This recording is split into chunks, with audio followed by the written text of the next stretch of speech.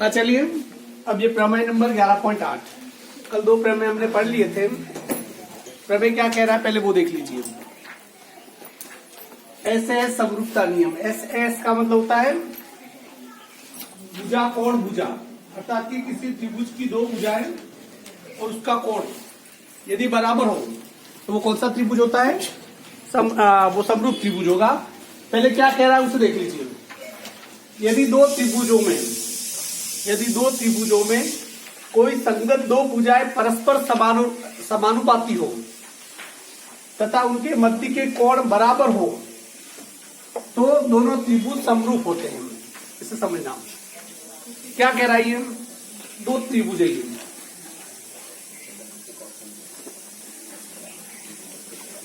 त्रिभुज ए बी सी, दूसरा त्रिभुज ये डी ई एफ। 2 त्रिभुज हैं। 2 त्रिभुजों की संगत 2 भुजाएं, अर्थात कि इन दोनों त्रिभुजों की कोई 2 भुजाएं समानुपाती है। ये मान लीजिए ए बी और डी ई, एस टी और डी एफ। दिया हुआ है क्या, देखिए दिया हुआ है A B upon D E बराबर S C upon D F एवं कोण ए बराबर कोण डी। यही दे रखा है। 2 भुजाएं परस्पर समानुपाती हो, ये 2 भुजाएं और ये 2 भुजाएं समानुपाती है, इनके बीच का कोण ये ए और डी, ये दोनों क्या है, ये कोण दोनों क्या है, बराबर है। क्लियर? अब इस चीज को समझ लीजिए। तो क्या ये दोनों त्रिभुज सर्वांगसम होंगे, ये अभी सिद्ध करना है। सिद्ध क्या करना है? सिद्ध करना है त्रिभुज ए बी सी समरूप है त्रिभुज डी ई एफ। यहां तो बात समझ आ रही है। सिद्ध करना है। इसमें देखिए रचना यहां से कर रहा हूं मैं। हम वही कल वाला ही ए बी बराबर डीपी और एस सी बराबर डी क्यू खींचा। ए बी बराबर डीपी एवं एस सी बराबर डी क्यू की रचना एवं पी क्यू को मिला दिया, अर्थात कि ये जितना है उतना ये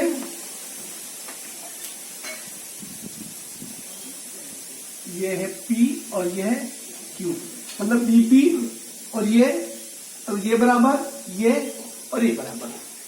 इज इट क्लियर? यहां पर देखिए। अब इसमें देखिए आप इस त्रिभुज एबीसी की और डीपीक्यू की तुलना कर रहे हैं। उत्पत्ति त्रिभुज एबीसी एवं त्रिभुज डीपीक्यू, ए बी सी और डीपीक्यू के बीच में हम कंपेयर कर रहे हैं। ए बी बराबर डीपीक्यू रचना से बात समझ में आ गई। इसी प्रकार ए सी बराबर डी क्यू, ये भी रचना से। कोण ए बराबर कोण डी, ये ऑलरेडी दिया हुआ है। ये ऑलरेडी क्या है, दिया हुआ है। अतः त्रिभुज ए बी सी समरूप है त्रिभुज डी पी क्यू। हमने ये सिद्ध कर लिया कि ये और ये समरूप है। ठीक है ना? इतना। अब इस त्रिभुज और इस त्रिभुज के बीच में हम क्या करते हैं, कंपैरिजन करते हैं। इसको लिख सकते हैं एबीसी ए बी अपॉन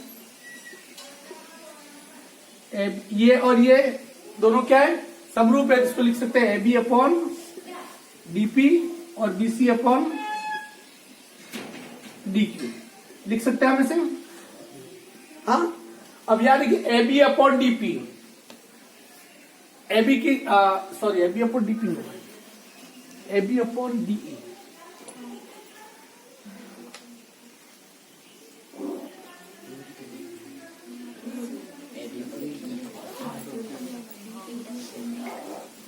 देख रहे तो मुझे चेक कर देता हूं। अच्छा ये दे रखा, देखिए AB अपॉन DE बराबर AC अपॉन ये क्या, ये तो दे रखा है, ये क्या कर रखा है, दिया हुआ है। क्लियर। अब AB अपॉन DE, यहां पर देखिए AB की जगह हम क्या लिख सकते हैं, DP अपॉन DE, और AC की जगह क्या लिख सकते हैं, DQ अपॉन DF। क्या लिखना पड़ेगा, AB बराबर DP और AC बराबर, अर्थात कि AB की जगह क्या लिख दिया, DP, और इस AC की जगह क्या लिख दिया, DQ। ये दोनों हमने क्या कर दिया, लिख दिया। अब देखिए, अर्थात कि ये कह रहा है कि DP अपॉन DE, ये DP और ये DE, ये DQ और ये DF, इसका अनुपात और इस पूरी भुजा का अनुपात, इसका अनुपात और इस पूरी भुजा का अनुपात बराबर है। ये कब हो संभव है, ये तभी संभव है जब ये दोनों भुजाएं क्या हो, समांतर हो। अतः त्रिभुज PQ parallel EF, PQ parallel EF, ये और ये दोनों क्या है, समान है, और ये दोनों समान है, इसका मतलब कि ये कोण, अतः कोण DPQ बराबर कोण E, क्यों,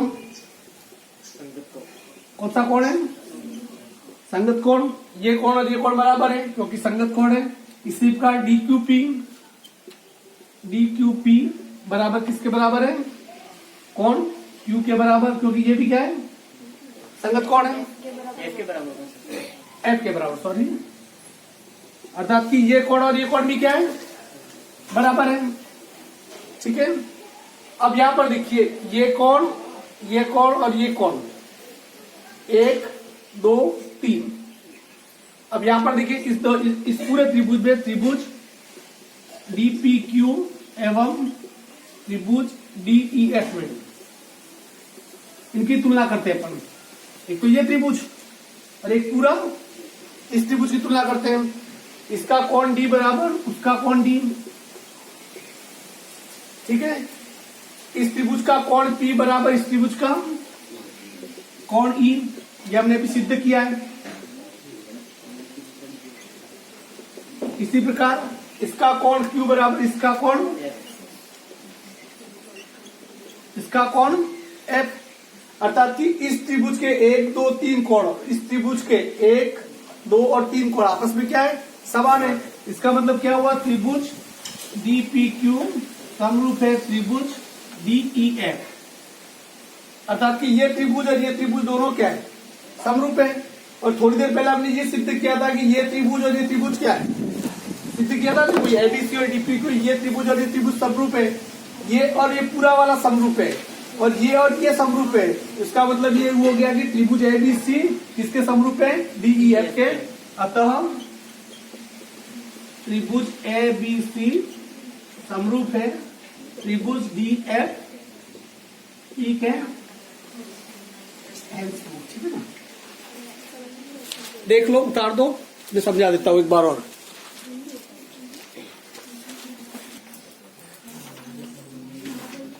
अब 11.3 के जो 1 से लगा के 10 सवाल है, वो वैसे आप घर पे भी बैठ के मौखिक पे कर सकते हो कि 2-2 लाइन में, उसके लिए मैं टाइम वेस्ट करूंगा नहीं।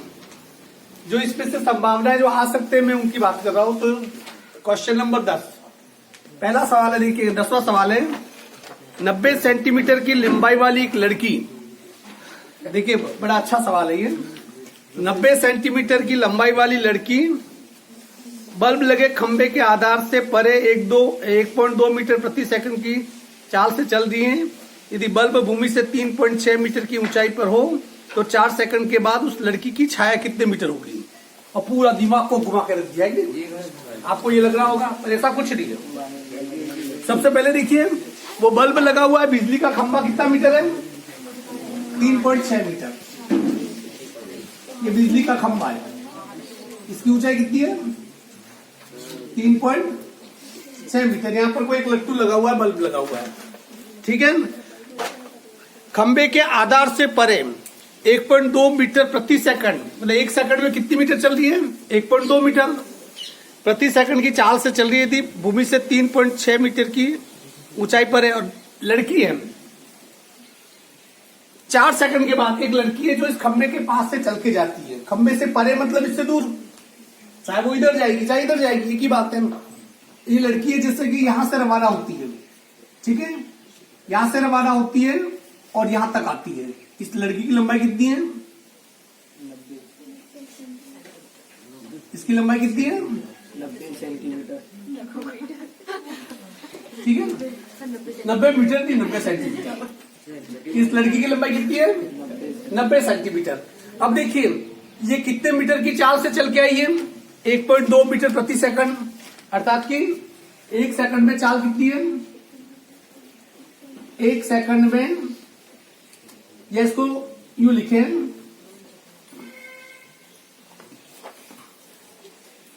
1.2 मीटर प्रति सेकंड की दर से कितने मिनट चलती है? 4 मिनट। 4 मिनट में 4 सेकंड है, 4 मिनट है? 4 सेकंड। हाँ, 4 सेकंड। 4 सेकंड में तय दूरी, कितनी दूरी तय करेगी बताओ?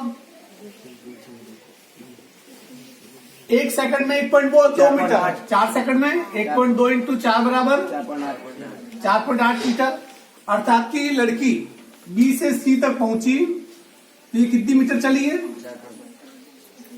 4.8 मीटर। अब आगे कह रहा है तो उस लड़की की छाया कितने मीटर? अब बल्ब यहां लगा हुआ है, बल्ब की छाया में, अर्थात कि बल्ब की छाया यूं पड़ेगी।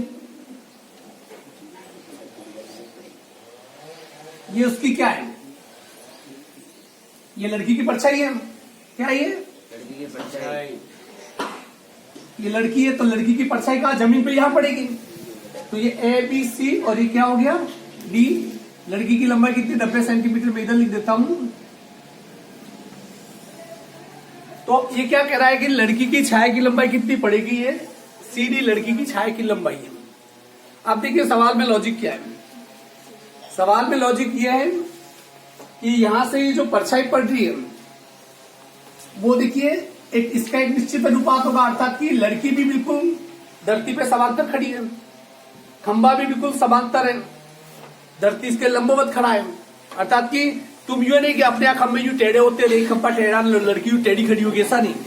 अर्थात कि ये भी धरती पे 90 डिग्री का कोण बना रही है लड़की, ये खंबा भी धरती पे 90 डिग्री का कोण बना रहा है, दोनों लंबवत है। इसका मतलब ये दोनों क्या है? समांतर है। और इस प्रकार से छाया पड़ रही है तो त्रिभुज बन रहा है, और त्रिभुज में ये भुजा और ये भुजा क्या है? समांतर है। इसलिए इसमें कौन सा रूल लागू होगा? समरूपता। कौन सा रूल लागू होगा? त्रिभुज ए बी डी में समरूपता नियम से इसमें क्या होगा? देखिए इस भुजा का अनुपात और इस भुजा का अनुपात यही होगा ना। देखो एक तो ए बी अनुपात, A B C D E, A B अनुपात ई सी और बी सी अनुपात यही होगा ना। ए बी कितना है? 3.6 मीटर और 90 सेंटीमीटर है, इसको मीटर में बनाओगे 0.9 मीटर हो जाएगा, ठीक है। 90 सेंटीमीटर है, इसमें 100 का भाग दोगे 0.9 आ जाएगा। बराबर बीसी कितना है? 4.8। सी डी आपको ज्ञात करना है, cross multiply. C D into 3.6 बराबर 0.9 इंटू 4.8। सी डी बराबर 0.9 इंटू 4.8 बटा 3.6। इस पॉइंट से इस पॉइंट को क्या किया? काट दिया। 9 चको 36, 4 से इसको काट दो, कितना आ जाएगा? 1.2। तो सी डी बराबर कितना आ गया? 1.2 मीटर। तो इसकी परछाई की लंबाई कितनी आ जाएगी? 1.2 मीटर। Is it clear? अगला सवाल देखिए 11वां सवाल क्या कह रहा है? 12 मीटर लंबाई वाले ऊर्ध्वाधर स्तंभ की भूमि पर छाया की लंबाई 8 मीटर है। अर्थात कि ये मान लो ये सूर्य चमक रहा है, ठीक है ना। एक ये इस प्रकार से एक जो खंबा है एक स्तंभ पर है, जो स्तंभ में 12 मीटर की, इसकी छाया की लंबाई 8 मीटर है, अर्थात कि सूर्य की तो इसकी छाया कहां पड़ेगी, यहां पर। इसकी छाया की लंबाई कितनी है, 8 मीटर। ये बी सी, इस छाया की लंबाई ये पड़ती है, ठीक है। उसी समय एक मीनार की छाया की लंबाई 56 मीटर है। उसी समय एक मीनार भी है, क्या है ये, उस समय इसकी छाया की लंबाई कितनी है, ये डी ई मीनार है, उसकी छाया की लंबाई कितनी है, 56 मीटर है। तो ये पूछ रहा है तो मीनार की ऊंचाई ज्ञात करो, अलग अलग चित्र है। पर देखिए क्योंकि सूर्य का मामला है, सूर्य का जो प्रक्षेपण होगा, उसकी जो सूर्य की रोशनी में जो परछाई होगी वो सभी के लिए एक ही एंगल बना के होगी। यानी कि मेरी परछाई तो इस साइड जा रही है, उसकी परछाई उस साइड जा रही है। सूर्य का कोई रिश्तेदार तो होता नहीं, सबकी परछाई एक जैसे जाएगी। अर्थात कि इस सूर्य की किरणें इस स्तंभ के ऊपर गिरने से इसकी परछाई जैसी जाएगी, वैसे वैसे मीनार पे गिरने से उसकी परछाई उसी अनुपात में जाएगी। इसका मतलब त्रिभुज एबीसी और डी की क्या है, त्रिभुज एबीसी समरूप है त्रिभुज डीएफ। तो इसकी भुजाओं के अनुपात भी क्या हो गए, समान। इसे भुजा ए बी अपॉन डीएम, भुजा ए बी अपॉन डीई बराबर BC upon EF. A B का मान कितना है, 12 मीटर। डीई का मान, sorry, A B upon DE का ज्ञात करना है। बीसी का मान 8 मीटर, इसका मान 56 मीटर। क्रॉस मल्टीप्लाई करो, डीई इंटू 8, 12 इंटू 56, डीई बराबर 12 इंटू 56 बटा 8, 7 बटू 56, डीई बराबर 12 84 मीटर। फिर वापस लिखना पड़ेगा आपको, मीनार की ऊंचाई बराबर इसका आधा नंबर मिलता है। हाँ मैंने दिया था ना, लेट ट्यूबलाइट हाँ तुम्हें पहले पता, अच्छी बात। तो इसकी आधार की इसकी ऊंचाई है, इसकी मीनार की ऊंचाई कितनी आ जाएगी, 84 मीटर। अगला सवाल और करता हूँ, इतनी देर में देख लो।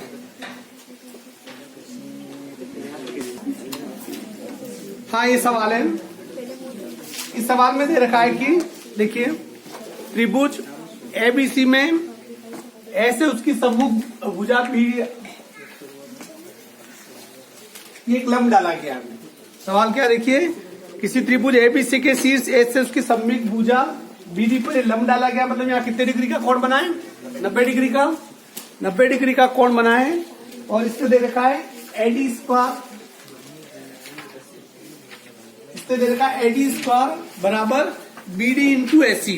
ये इसने ऑलरेडी दे रखा है, और ये दे रखा है, इसका मतलब क्या है पहले वो समझ लीजिए।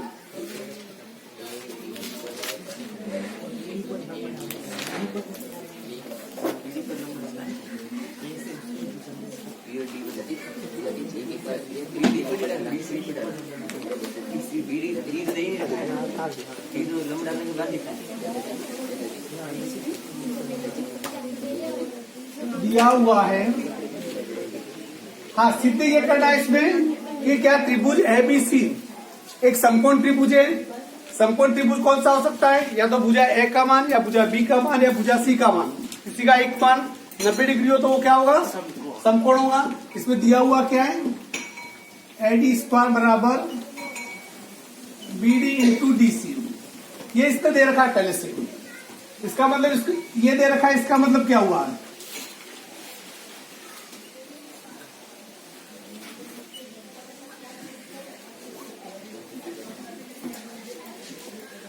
एडी इंटू क्या है,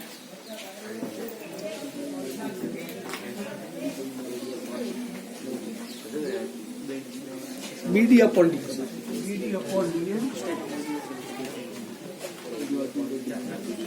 बीडी अपॉन एडी बराबर एडी अपॉन, हाँ देखिए ये इससे दे रखा है, इस पे ये दे रखा है, सवाल पे दे रखा है, अर्थात कि इसका मतलब ये भी होता है।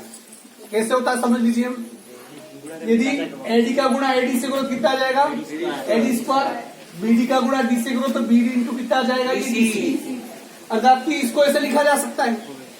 अब यहाँ पर देखिए क्या कह रहा है चित्र में, बीडी अपॉन एडी, क्या दे रखा है, बीडी अपॉन एडी। बीडी कहाँ है, ये बीडी, एडी कहाँ है, ये बुझा, बीडी अपॉन एडी। दूसरा क्या कह रहा है, एडी अपॉन और एडी अपॉन ये डीसी, अर्थात इस त्रिभुज की ये भुजा, इस त्रिभुज की ये और ये भुजा, और इस त्रिभुज की ये और ये भुजा समानुपाती है। और इसका मतलब देखो, इसमें एक कोण, कोण डी, दोनों तरफ कोण बना हुआ है, देखिए कोण बीडी ए या एडीबी, एडीबी बराबर कोण एडीसी, दोनों बराबर है क्योंकि कितने डिग्री के हैं, 90 डिग्री के। अर्थात कि ये कोण भी 90 डिग्री का, ये कोण भी 90 डिग्री का। इस त्रिभुज की बात कर रहा हूं, इन दोनों त्रिभुजों की भुजाओं का अनुपात समान है, ये कोण 90 डिग्री का, ये दोनों त्रिभुज की भुजाओं का अनुपात समान है, ये कोण 90 डिग्री का। तो कौन से नियम से, भुजा कोण भुजा नियम से त्रिभुज एबीडी सर्वांग समय त्रिभुज एडीसी, अर्थात कि ये और ये दोनों क्या है, आगे चलो, ये दोनों त्रिभुज क्या है, ये त्रिभुज और ये त्रिभुज क्या हो गए, सर्वांग सम हो गए, हाँ सॉरी समरूप हो गए, क्या हो गए, ये दोनों त्रिभुज क्या हो गए, समरूप हो गए। अब यहाँ पर एक बात का ध्यान रखिए, मैं कोण नंबर डाल रहा हूं, कोण नंबर 1, कोण नंबर 2, कोण नंबर 3 और कोण नंबर 4। इसे थोड़ा समझ लीजिएगा। त्रिभुज एबीडी में देखिए, ये कोण कितने डिग्री का है, ध्यान दो इधर, ये कोण 90 डिग्री का है, तो इसका मतलब कोण 3 और कोण 4 मिला के कितने नंबर, कितने का होंगे, में कोण 3 प्लस कोण 4 बराबर कितने डिग्री के होंगे, ठीक। इसी प्रकार ये 90 डिग्री का, ये भी 90 डिग्री का हुआ, तो कोण 1 और 2 कितने डिग्री के होंगे,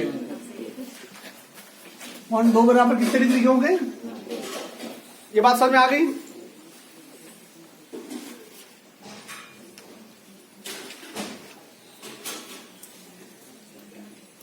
एक एवं 2 के परिणामों को,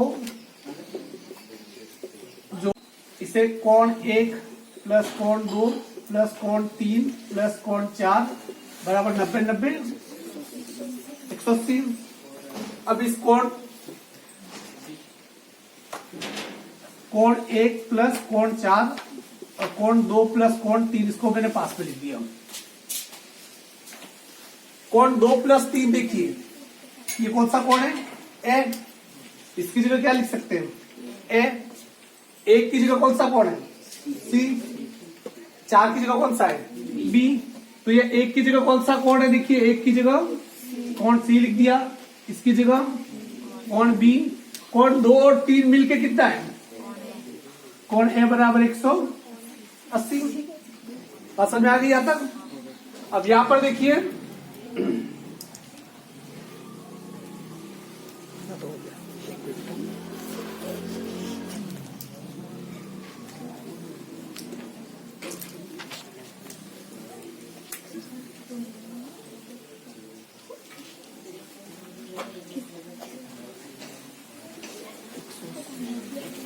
थोड़ा बात चल जाए, थोड़ी देर के लिए उठ के बाद वापस बैठ जाए।